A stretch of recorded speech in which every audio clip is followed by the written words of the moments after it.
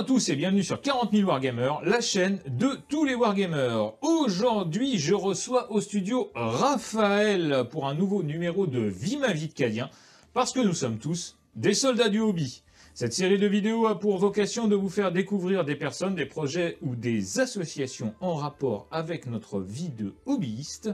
Alors, mon cher Raphaël, que peux-tu nous dire sur toi? Peux-tu te présenter aux Wargamers qui nous regardent?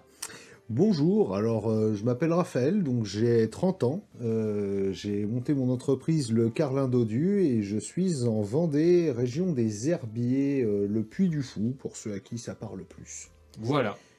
Eh ben, belle région. Oui. Belle région. Alors, première question, mon cher Raphaël, comment es-tu entré dans le hobby, par qui et à quelle occasion?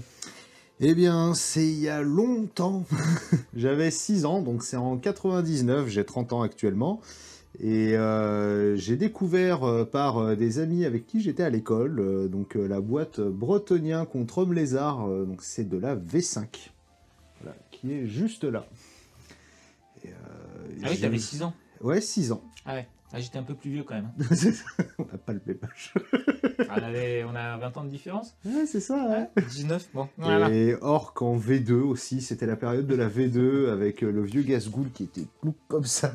Ouais, est-ce que tu te souviens du nom des personnes avec qui, du nom ou du prénom, hein, des personnes avec qui tu as découvert Games Workshop? Oui, Jérémy, Kevin, et il y avait Antoine aussi, qui était le voisin de la rue d'au-dessus. Donc voilà, salut à vous si vous vous rappelez. Ouais, avec plaisir. Et alors du coup, c'était dans quelle ville? À Saint-Laurent-sur-Sèvre. D'accord. Et donc, il n'y avait pas de Games Workshop, comment vous faites pour les magasins là, à l'époque? C'était comment? Eh ben, c'était à chaque anniversaire, ma maman m'emmenait sur Nantes et on allait chercher des figurines. Ou sinon, il y avait aussi la Passion du jeu à Cholet qui existe toujours et avec qui je travaille de temps en temps. Yes, eh ben, on les salue avec grand plaisir. Alors, qu'est-ce qui te plaît le plus dans le hobby? La détente, le jeu, la peinture, tout. Le lore. Je suis un gros fan de lore aussi. J'aime beaucoup le lore. Yes, alors toi, tu es plutôt orienté Warhammer Battle, 9e âge? Oui, en fait, oui, c'est enfin 9e âge. J'aime beaucoup, mais j'y étais allé plus par manque d'options. Ouais. Oui, pas vraiment dépit non plus, parce qu'il y a un côté un peu péjoratif, tu vois. Ouais, non, il ne s'agit pas de ça, bien sûr. Mais c'était vraiment, j'y suis allé parce que en 2014, quand il y a eu End of Time, ça a été très dur. Ça a été très très dur, ouais. Et après, 9e âge s'est lancé et j'ai trouvé que c'était un beau message. Ça prouvait qu'aussi les joueurs pouvaient créer leur propre jeu. Et je trouvais que c'était super comme message. Et du coup, j'ai décidé de jouer en 9e âge. Donc je me suis plutôt régalé. Après, je suis parti sur Game of Thrones, Song of Ice and Fire. Très très bon jeu. Je me suis régalé dessus, mais manque de joueurs. Tu jouais un petit peu à 40K? Tu peux nous parler de Gasgul tout à l'heure? Ouais. Au début, ou tu as continué après? Ah, j'ai toujours joué un peu à 40K, mais c'était vraiment à côté. C'est 40K, j'avais toujours des orques, globalement. Voilà, je suis quelqu'un d'original. Et j'aime bien quand c'est vert, c'est violent et ça tape. Il a le physique pour, hein, on va pas se mentir. Ouais. Je l'ai vu débarquer, je me suis dit c'est pas le gobelin du coin. Hein. On n'est pas sur du crush, hein. On est plutôt effectivement sur du. Faut que je me fasse la mâchoire en fer un jour. Alors donc, tu as en partie répondu à la prochaine question, mais actuellement, quel jeu pratiques-tu? Eh bien actuellement, 40K, Warhammer Old World. Ouais. Je vais bientôt switcher sur Star Wars Légion. J'ai commencé à me fabriquer ma petite armée d'Ewoks. Parce que je trouve ça très rigolo. J'aime bien le côté un peu tribal. Enfin, vraiment, le côté système D me plaît énormément, quoi. T'avais le choix entre les Wookiees et les Ewoks, et t'as choisi les Ewoks. Ouais, les Ewoks me rappellent un peu mon chien avec une capuche, globalement. Il y a un peu cette énergie. Et oui, parce que le Carlin Dodu... voilà. C'est un Carlin qui est dodu. Parce que tu nous as dit que tu pratiquais The Old World, et justement, vous aurez le plaisir et l'avantage, vous avez déjà eu le plaisir et l'avantage de voir une vidéo, voire plusieurs d'ailleurs, qui parlent de The Old World avec notre ami Raphaël. Alors actuellement, quel est ton jeu préféré? The Old World, clairement. The Old World, je me régale, je trouve ça génial parce que déjà, rien que sur le fait simple de l'équilibrage, à peu près n'importe quelle unité, hormis les orques archers, désolé, hein, mais à peu près n'importe quelle unité arrive à tirer son épingle du jeu, et en fait, il y a une logique 40Kiste un peu, qui a pu se mettre en place, où c'est telle unité est mieux parce que tac tac tac statistiquement, et en fait je pars du principe que chaque unité va se jouer d'une manière différente, et à partir du moment où on est à l'aise avec ce gameplay, c'est un gameplay qui nous va, qu'on arrive à l'exploiter, on peut toujours faire quelque chose de bien. Par exemple, un débat qu'on a eu récemment sur plutôt char-orc que plutôt vouivre. Chacun voit midi à sa porte, et je trouve que c'est intéressant parce que Old World a vraiment un équilibrage qui est présent, et c'est ce que j'adorais aussi chez 9e Age. Yes, ouais, c'est The Old World est clairement la très très belle surprise de fin 2023, début 2024, parce que évidemment ça a été annoncé en 2023 pour les 40 ans, mais c'est un jeu qui est sorti en 2024, et on est clairement sur la très très bonne surprise. J'ai envie de dire presque l'erreur industrielle à l'intérieur d'un système de business où pour un livre à 50 € plus un supplément Force Fantastique ou Horde Sauvage, voire même des Legacy gratuits, vous avez un jeu complet. Et aujourd'hui, avec l'impression 3D, et on va y venir, justement, à des coûts totalement maîtrisés, voire même pas que l'impression 3D, parce qu'aujourd'hui, clairement, on peut se faire des armées de The Old World pour moins de 2 € la figurine, même avec du Games Workshop. Et ça, sur ces dernières années, c'est assez inédit. Alors, mais on y reviendra. Combien d'armées possèdes-tu? Combien de projets peints? Alors... je suis en train de compter, mais beaucoup, avec un K, donc ça veut dire à peu près 6. Alors, à 6, alors, on a vu déjà sur la chaîne les orques et gobelins. Orques et gobelins, les orques de Blood Bowl, j'ai une équipe d'orques à Blood Bowl, parce que je suis quelqu'un d'original, encore une fois. Orques à 40K, Ouais. du nain aussi, que j'ai eu à Battle pendant très longtemps. D'accord. Du Song of Ice and Fire, donc je jouais Bolton Lannister, des gens cool. Et à côté Sauvageon, parce que bon, quand même. Un petit peu quand même. C'est ça, il fallait un truc qui tape avec des branches sur des cailloux, et puis ouais, mais Ewok, quoi. Ça...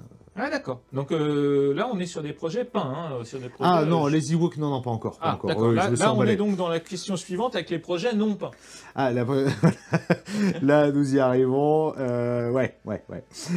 Projet non peint, là, on est, oui, sur les Ewoks, ouais, principalement. Est-ce que tu as d'autres idées, notamment pour The Old World, là, en projet... T'es peintre professionnel, mais en projet perso, est-ce que tu as d'autres envies d'armée actuellement? Est-ce que les Zombettes, par exemple, ou des choses comme ça te font de l'œil? Pas du tout? Les Zombettes m'ont fait de l'œil, et je sais pas. Au final, j'ai fait, ouais, bof. Ah ouais.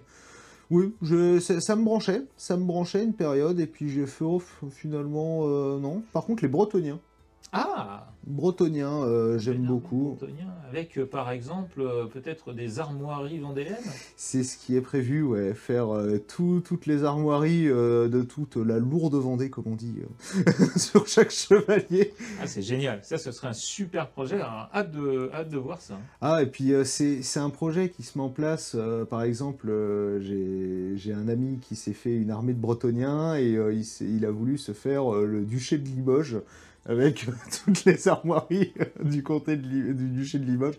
Je trouve qu'il y a vraiment quelque chose de super drôle à faire. Et puis, oui, la Bretonie, il y a des gameplays qui sont assez variés quand même. Il y a pas mal de choses à faire. Je trouve que c'est vraiment pas mal. Et Old World apporte vraiment cette spécificité-là qu'on avait un peu perdue en V8. En V8 de Battle, ouais. Ouais, en V8 de Battle. D'autant plus les Bretoniens en V8 de Battle avec leur codex V6, enfin leur livre d'armée V6, c'était compliqué. C'était dur. Après, bon, il y avait les Skaven, ils restaient forts, mais les Bretoniens, pas de bol. Et donc, prochaine armée, donc ce serait plutôt les Bretoniens? Oui, je pense. D'accord. Petite question subsidiaire qui n'y est pas d'habitude, jeux vidéo, pas trop? Ah oui, oui, oui. Ah oui. Oui, ah Oui, oui, oui. oui, oui, oui, oui, oui. Jeux vidéo, même trop. Malheureusement, c'est un petit peu compliqué, le hobby plus le jeu vidéo, c'est souvent... Ouais, c'est ça. Après, bon, j'ai des périodes. Il y a des périodes où je vais pas jouer pendant quasiment un mois, et puis après, je vais me mettre à poncer un jeu. Et, D'accord. très fan de la licence Crusader Kings, qui est monstrueuse. Mais tu sais que c'est le mal, hein. Le jeu vidéo, c'est le mal. Euh, Pour les projets peinture, c'est le mal. Hein. Ah, je crois que c'était Ségolène qui avait dit ça. Ah non. Ok, on coupera.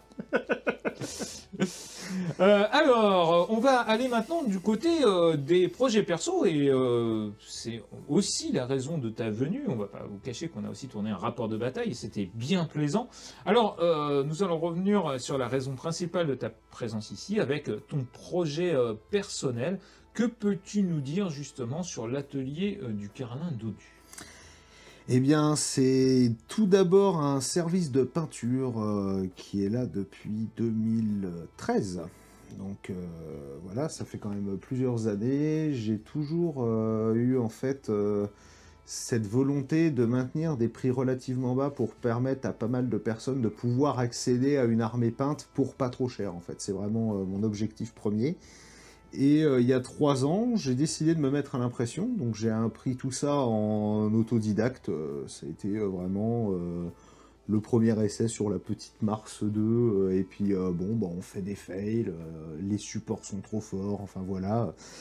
Et à force d'optimisation, j'ai commencé à perfectionner les techniques et tout ça, et en fait, j'ai même tiré mes prix à la baisse, en fait, avec le temps. Et mon but, c'est vraiment de pouvoir permettre à des personnes qui n'ont pas beaucoup de moyens, ou même qui peuvent avoir des soucis financiers, entre autres, eh bien, de se sortir de leur quotidien et de se divertir et de pratiquer le wargame. Je trouve que c'est un très bon support. Yes, on en reparlera quand on parlera un petit peu de ton perso, puisqu'on reviendra sur toi en tant que personne. Mais effectivement, ça vient aussi de ton historique, si j'ose dire, puisque tu as été notamment dans l'aide, je ne sais pas si on peut dire l'aide à la personne, non, c'est pas l'aide à la personne, mais tu as encadré notamment des jeunes en difficulté, et Oui. par le wargame, tu les as amenés à se sortir de situations compliquées en se focalisant sur une certaine forme d'aboutissement par le wargame. Et donc de cela t'est venue l'idée et l'envie de créer donc l'atelier du Carlin Dodu avec cette volonté d'avoir justement des figurines et de la peinture à un prix, on va dire, raisonné. C'est ça. Donc, pour vous faire comprendre comment ça marche, tu fais de l'impression à la demande, c'est-à-dire que les gens te fournissent des STL qu'ils ont eux-mêmes achetés, par exemple. C'est cela. Et toi, tu fais des impressions soit d'armées entières, soit d'unités, soit de format de type patrouille, par exemple. Exactement, patrouille frontalière. Voilà, qui a un bon petit système pour se faire des armées à coût, on va dire, modéré ou contenu. Et même pourquoi pas des figurines peintes. Donc voilà. Est-ce que tu donnes des cours de peinture ou pas du tout? Non. Alors j'en donne, Ouais. j'en donne. Après, j'ai pas un niveau de peinture qui est complètement fou non plus. Hein. Toi, tu fais avant tout du tabletop, du jouable. L'idée, c'est que effectivement, si on vient chez toi et que on a envie, je sais pas moi, d'une armée de nains du chaos ou d'une armée de nains, tiens, par contre, pourquoi pas. D'orques. Eh bien, on peut avoir, pourquoi pas, une armée peinte. C'est voilà. Ça. Donc, on te contacte, on fait un devis, et puis voilà. Exactement, en fait, il y a pas mal le système de Patreon, par exemple, qui fonctionne très bien. Où en fait, pour certains Patreons, par exemple, c'est 4 €, 5 € par mois. Ça permet d'accéder à toute une gamme de fichiers, bénéficier de réductions sur l'achat de fichiers, en fait. Donc, pour mais le Patreon, on le prend chez toi ou on le prend chez les autres? Ah non, faut le prendre... Ah oui. C'est chez les autres, oui. C'est ça, le Patreon, par exemple, Avatar of War, c'est un Patreon à 4 €, et la personne prend son Patreon, et me dit, ben voilà, j'ai ces fichiers-là, je souhaiterais imprimer cette unité. D'accord. Pour combien tu me fais, tac, tac, tac, tac, tac. Et en fait, vu que c'est à la demande, je peux aussi pratiquer certaines options. Par exemple, je veux 3 archers de ce type-là, je veux 3 lanciers de ce type-là. Et voilà, par exemple, bisous aux joueurs Phalange de Nekara en Host Royal où ils ont des archers plus des lanciers. Voilà, là, pour le coup, c'est gérable. Alors, j'ai un peu spoilé en disant comment t'étais venue l'idée de ce projet, mais effectivement, donc tu le disais, tu étais peintre depuis 2013. C'est ça. À l'époque, tu avais un autre boulot à côté, tes autres différents boulots que tu as pu avoir. Et depuis, donc, combien de temps que tu ne fais que ça? Que ça va faire depuis le mois de novembre à peu près. D'accord. Novembre-décembre. Donc ça va bientôt faire 1 an. Et comment t'es venu l'idée d'en faire un travail à plein temps? Eh bien, donc à côté, je travaillais en tant qu'éducateur pour profil jeune avec profil délinquance et en fait j'étais en foyer donc j'avais mis en place donc une activité où en fait ces jeunes pouvaient faire du jeu de rôle et je ramenais des figurines et on faisait ce qu'on appelle de la systémie familiale. Donc en gros, c'est on peint une figurine et on voit comment tu la représentes, ce que veulent dire les couleurs pour toi et la représentation qui est appliquée par la peinture. Et ça a bien fonctionné et en fait j'ai vu 2 jeunes en particulier qui ont réussi à se sortir vraiment de situations dramatiques et ça m'a galvanisé, hein, clairement. Ça m'a clairement galvanisé. Et je faisais donc déjà à côté mon travail d'impression où bon ça tournait un peu, mais voilà. Et au bout d'un moment, quand je me suis rendu compte que j'avais suffisamment de travail en impression, les gens commençaient à reconnaître la qualité que je faisais, le bouche à oreille, etc. Je commençais à avoir de plus en plus de commandes et je me suis dit, bon, eh bien maintenant, lance ta boîte et puis gère tout ça toi-même. Yes, donc on rappelle comment ça fonctionne. Tu n'as pas un site internet où tu montres tes figurines, contrairement à d'autres qui le font. Et d'ailleurs, nos partenaires que l'on salue, aussi bien Forge 3D que la boîte à Rabio ou bien Proxy War. Non, toi, on te contacte et tu fais de l'impression donc sur demande. Après, c'est une relation entre le projet de la personne et ce que toi tu peux apporter. Exactement. C'est là par exemple, j'ai un de mes clients qui se monte une armée d'exodites depuis une 30aine d'années globalement, et on discute ensemble de ce qui lui plaît, ce qu'il voudrait fusionner, réduire les tailles, augmenter des choses et tout ça. Et moi, en fait, je travaille principalement par Discord et en fait, j'archive les STL qui existent, donc enfin les créateurs, les fichiers qui existent, je les archive et je montre aux gens, en fait, tel créateur crée ça.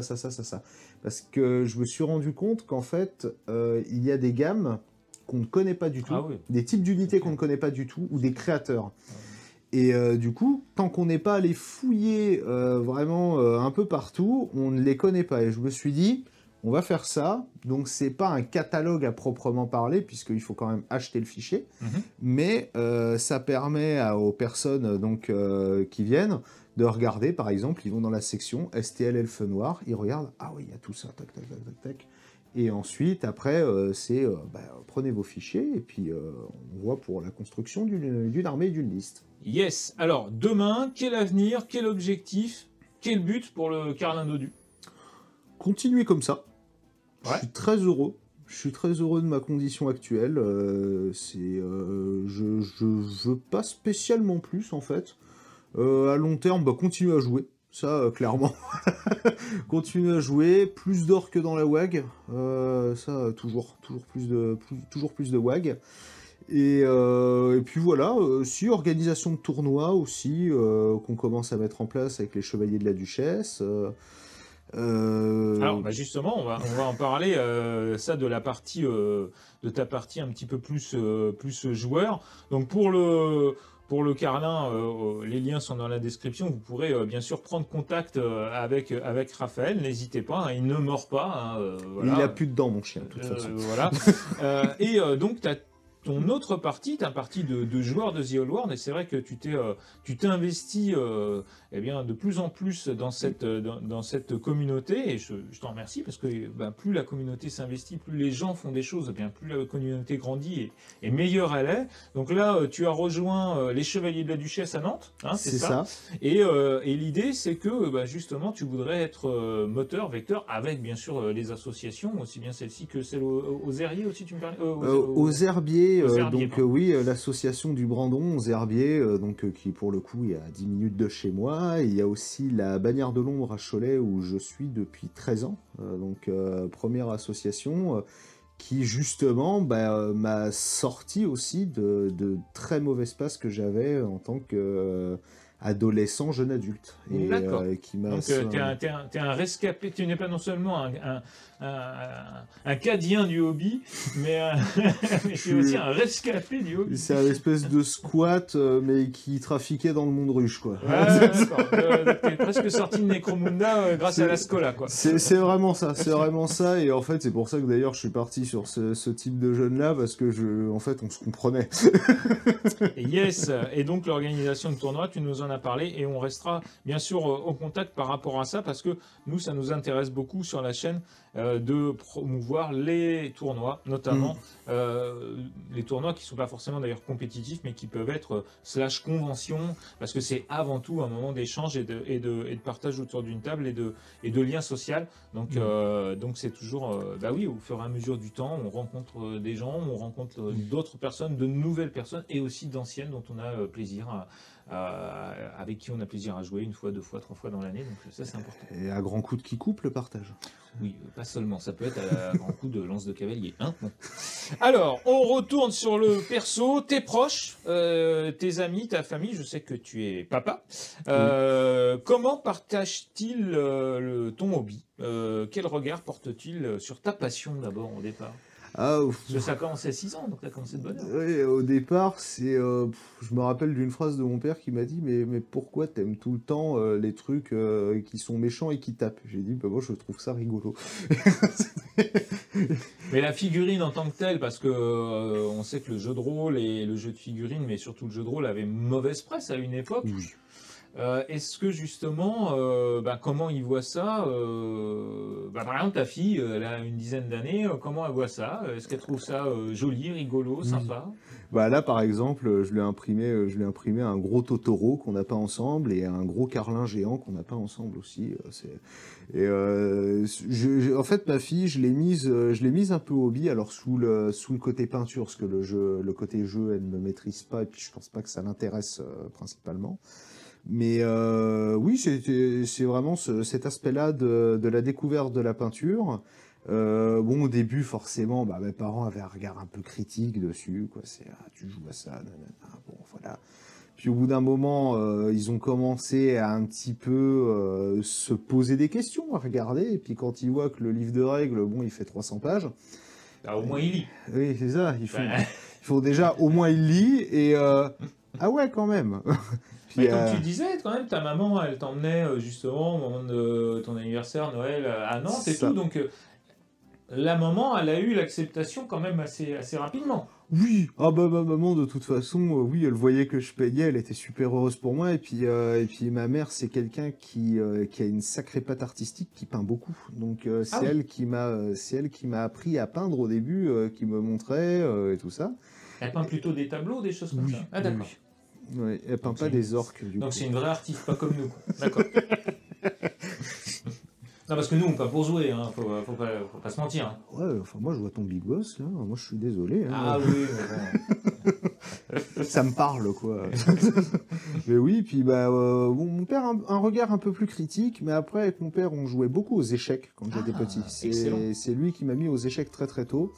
Je me suis pris volet sur volet au début, et puis quand je lui ai expliqué qu'au final Warhammer c'était comme des échecs mais en plus compliqué, il m'a fait « Ah !» Et là il a commencé à regarder d'un autre œil. Et aussi quand j'étais plus jeune, c'était la période Seigneur des Anneaux, avec les hachettes 1,50 €, t'as 24 gobelins. Et le support Seigneur des Anneaux a fait qu'il s'est un petit peu plus ouvert. Et c'est ah oui finalement, ah ça va, voilà. Et ensuite il y a eu l'acceptation, voilà. Et ma fille, elle, ça l'a toujours fasciné de voir que bah, papa, il fabrique des figurines dans le salon, quoi. Yes. Donc ça se passe plutôt bien quand même. Globalement, ça va. Tu n'es pas le vilain petit canard parce que tu fais des figurines et tu ne perds pas ton temps à faire des figurines. C'est ça. Non, non, non, ça va. Ça pour le coup, j'ai pas trop ce problème. Yes. Alors comment te vois-tu dans le futur? Quel hobbyiste penses-tu devenir quand tu seras vieux? Est-ce que tu seras un papy du hobby? Oui, oui, clairement, clairement. Je repense à une personne que j'avais rencontrée dans un tournoi de alchimie qu'on avait été faire, Michel, du coup, en pause en paix, et qui était une personne adorable. Et je me rappelle qu'on jouait tous les deux ensemble la faction des Wallosies, c'était des espèces d'hommes crapauds qui jetaient des ruches sur les gens.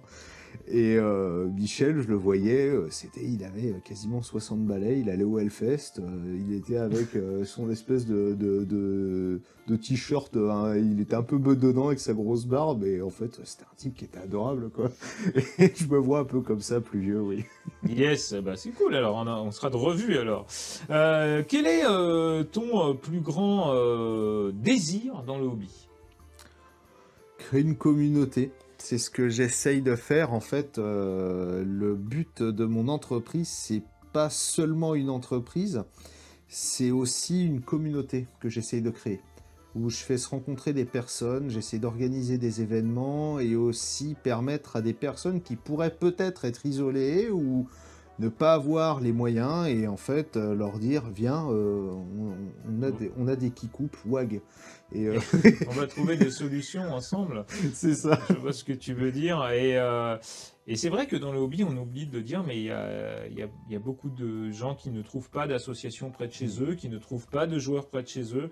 Moi, je le dis, sur la chaîne, on milite pour les associations. Essayez de trouver des associations, montez-en. Vous serez surpris du nombre de joueurs qui sont sur des îlots comme ça. Alors des fois ils en connaissent un, deux, des fois ils sont même tout seuls et ils vivent leur hobby par procuration. Ils ont souvent des collections d'ailleurs de figurines ou même de jeux auxquels ils ne jouent que très peu. Tout simplement parce qu'ils sont comme ça sur des îlots un petit peu de solitude et c'est vraiment dommage parce que parfois le fait de créer une association ou maintenant avec les réseaux sociaux mais c'est pas si évident de ça d'aller sur des Discord qu'on connaît pas ainsi de suite et un point d'entrée, effectivement, c'est important. Donc, merci à toi de le penser, d'en le penser comme ça. Et alors, je pense que je vois vers où je vais t'emmener, mais quel est ton plus gros regret dans le hobby? End of Time. Ouais, peut-être pas tant que ça. Moi j'aurais presque répondu ça avant, mais avec The Old World, je me demande si ça n'a pas été un mal nécessaire. Malheureusement, un mal qui a duré 10 ans. Ouais, c'était douloureux. J'ai vu les vidéos de David là récemment aussi. Oui, il faut faire.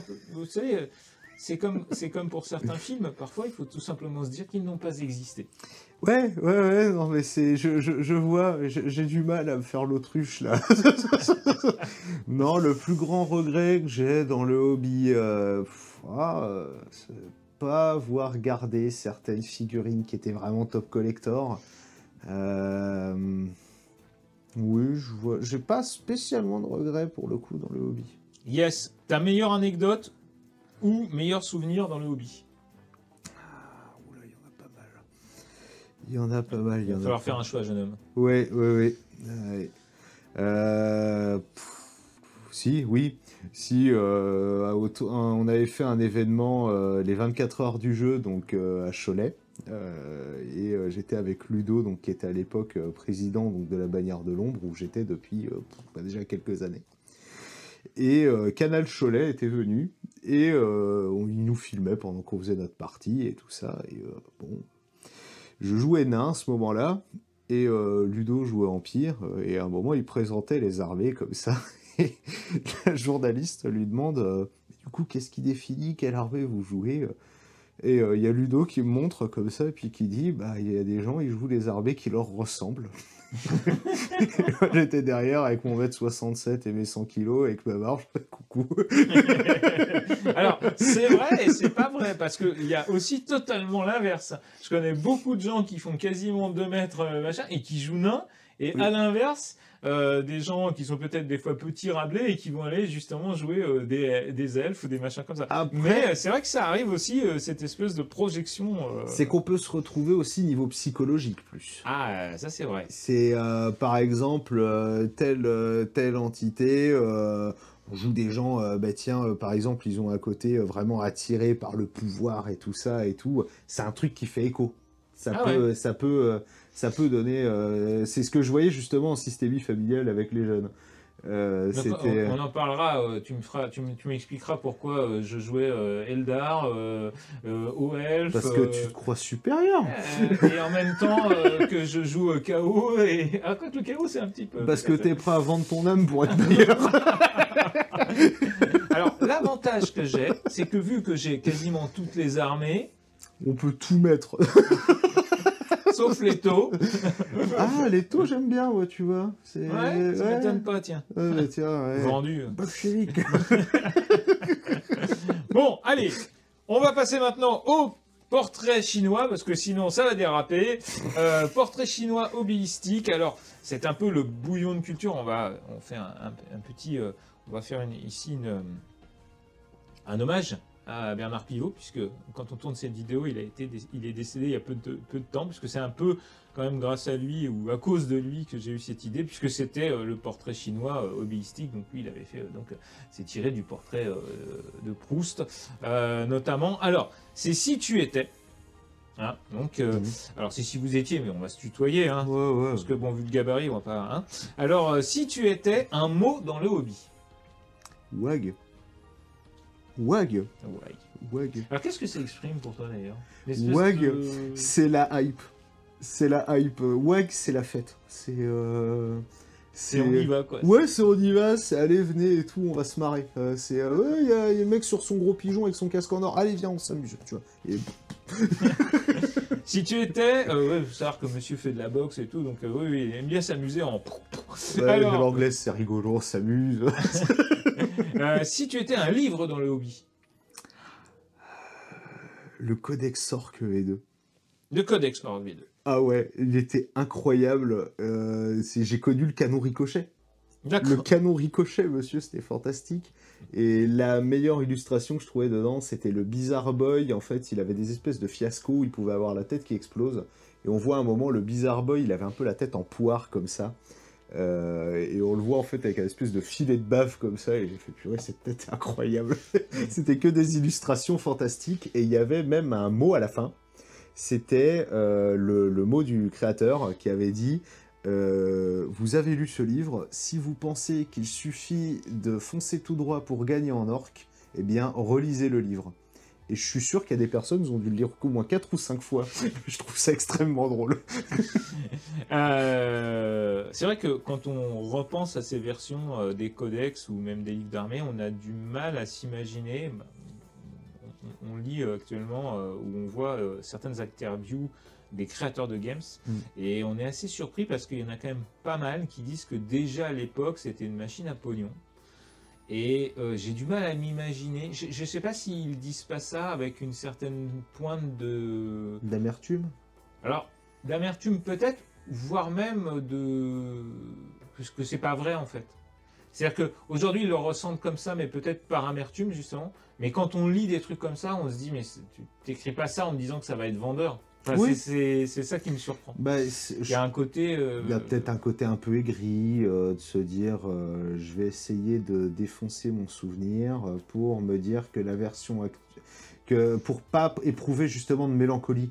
Ouais, défoncer son souvenir pour pas avoir de mélancolie. C'est-à-dire qu'en gros, c'était déjà le cas, donc voilà. Maintenant, petit disclaimer pour être très clair, moi je suis un fanboy de Games Workshop, et j'estime que bon, ça me pose pas de problème. Moi, ce qui me pose problème, c'est End of Time, par exemple. Ça peut me poser problème. Si tu étais un jeu dans le hobby. Dawn of War 1. D'accord. Dawn of War 1 ou Mark of Chaos Battle March, qui était fantastique. Eh bien, j'ai revu des vidéos récemment et ça m'a donné envie d'y jouer parce que moi je suis passé complètement à côté et effectivement, ouais. Ce jeu était incroyable. Il n'y avait pas encore Total War 3, Ah bah non, enfin Total War tout court. Hein. Et pour le coup, Mark of Chaos et Dawn of War 1, ça a refait mon enfance. Et Mark of Chaos, pour le coup, représente beaucoup plus ce qu'est une partie de battle sur table que Total War. Puis aussi, à un moment, j'écoutais une vidéo justement de War Amateur et j'entendais dans les tips...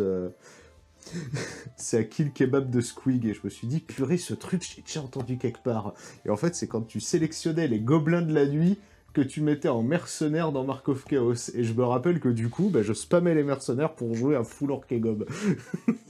Alors si tu étais une couleur, alors un pot de peinture games ou pas, enfin une couleur dans le hobby. Le rouge. Mais alors lequel? Moi je partirais bien sur le Corn Red, mais je suis pas un chaotique. Donc on va dire le Wilson Scarlet. Ah ouais. Mais est-ce que le rouge va vraiment plus vite? Oui. Ah oui. Ma voiture est rouge, elle a un aileron, c'est une 405, mais elle va plus vite. Ah d'accord. Ok. Et il y croit.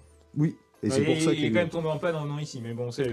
Alors, je suis pas tombé en panne techniquement, mais elle roule encore, mais par contre, j'ai pas d'assistance de freinage. Mais je crois que ça freine, donc ça freine. Si tu étais une faction dans le hobby. Les orques. Bah voilà, hein, je sais pas pourquoi je pose la question. Intemporel. Si tu étais une unité hors personnage dans le hobby. Alors, dans quel univers? Et c'est toi qui choisis. Hein. Les nobs à pince énergétique. Les nobs à pince énergétique, si tu étais une unité hors personnage dans l'équipe. Ok. Ou les orques noirs armes lourdes. Ah mais non, mais arrête de dire où. C'est un. Ben c'est les deux en fait, c'est pareil. C'est juste qu'il y en a un, c'est mécanique, et l'autre, il y va à l'ancienne. Voilà, si tu étais un personnage. Grom la pense. Ah, la classe. Grom la pense. Si tu étais une règle, un stratagème ou un sort. Here we go. C'est-à-dire? On y va. La règle, on y va. Ouais, la règle, on y va. Et le Here we go de 40K. Ok. Si tu étais un bruit dans le hobby. Wag. Oui, c'est aussi un bruit. C'est ça qui est bien avec les orques. Tu peux répondre wag à chaque fois, quoi. Oui. Et enfin, si tu étais devant l'empereur ou Jarvis Johnson, ce qui est à peu près la même chose, qu'aimerais-tu l'entendre te dire? C'est pas Shaquille O'Neal, l'empereur? Non. Ah, d'accord. Ou Forest Whitaker. Non, d'accord. Je lui dirais qu'il pourrait nous dire merci, parce que c'est parce qu'on croit qu'il est encore en vie qu'il est là. Et... Tu parles de l'empereur ou de Jarvis? Non, de l'empereur. Ah bon? Les deux aussi. Ouais. C'est parce qu'on croit qu'il est encore en vie qu'il est là. C'est ça, et il pourrait nous dire merci, parce que bon, là, les trois types avec leur encens et puis leur bougie sur les épaules, oui, ils sont gentils. Mais ça va pas... Qu'est-ce qu'on fait en fait? C'est une des meilleures réponses qu'on a eues dans cette émission. Je te remercie. Et c'est pas faux. Dans les deux cas, ils peuvent nous dire merci, aussi bien Games Workshop que l'Empereur et Jarvis, parce que voilà, hein, avec tout ce qu'on fait pour eux. Mais merci à eux pour tout ce qu'ils font pour nous, on va dire ça comme ça. Alors, mon cher Raphaël, merci en tout cas d'être venu au studio, pardon. Longue vie à tes projets. Au Carlin Dodu, n'est-ce pas? Donc, on rappelle, l'atelier du Carlin Dodu, les liens sont dans la description de cette vidéo pour des peintures, peintre d'armée, tabletop, ou bien pour votre impression d'armée en modèle 3D, ou bien les deux. Longue vie donc à tes projets. Je vous rappelle que tous les liens sont dans la description de cette vidéo. On mettra, je pense aussi, les liens des associations dont tu nous as parlé. Mais merci encore de t'être prêté au jeu pas si facile des questions-réponses de Lordo Hobbystratum. Eh oui. Eh oui, t'as vu, elle est pas mal celle-là. Si vous avez aimé cette vidéo, oui, n'oubliez pas de mettre un petit pouce en l'air, comme on dit au Québec, de vous abonner à la chaîne et de la partager dans vos cercles de jeu. Si vous voulez soutenir la chaîne, vous pouvez les faire par son Tipeee. Les liens sont dans la description de cette vidéo. Et n'oubliez pas que les tipeurs de la chaîne, ont de nombreux avantages chez nos partenaires. Partenaires comme click29-hobby.fr avec moins 20% sur vos achats hobby. On se retrouve très bientôt sur 40K Wargamers TV pour d'autres vidéos. Mais en attendant, n'oubliez pas que sans maîtrise, la chagate n'est rien.